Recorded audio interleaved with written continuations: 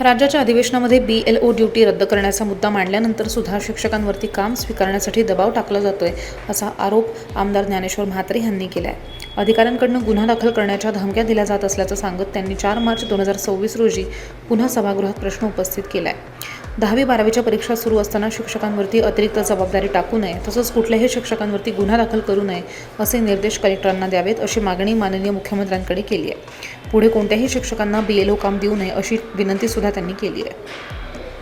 सभापती महोदय, मी मागच्याही आठवड्यामध्ये शिक्षकांना BLOच्या ड्युटीच्या संदर्भात मी या ठिकाणी पॉईंट ऑफ इन्फॉर्मेशन मांडली होती।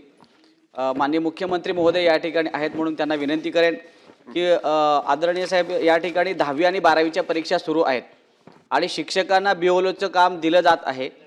शिक्षकांनी 10वी-12वीचे पेपर तपासण्याचं काम सुरू केलं आहे आणि परीक्षेवरती परीक्षा केंद्रावरची कामं आहेत ती सुरू आहेत आणि अशा वेळेला महसूल खात्याच्या विभागाकडनं सर्व अधिकाऱ्यांनी तगादा लावला आहे की आपण जर BLOचं काम स्वीकारलं नाही तर तुमच्यावर गुन्हा दाखल करू।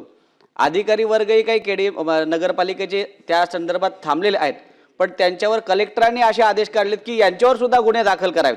माझी मुख्यमंत्री महोदयांना विनंती राहील की 10वी-12वीच्या परीक्षेचं कामकाज सुरू आहे, शिक्षकांना बरीचशी ती कामं आहेत, तर आपण कलेक्टरांना आदेश द्यावा की सध्या कोणावर गुन्हा दाखल करू नका आणि BLOचं काम कायमस्वरूपी शिक्षकांच्या माथेसाहेब काढावं ही विनंती।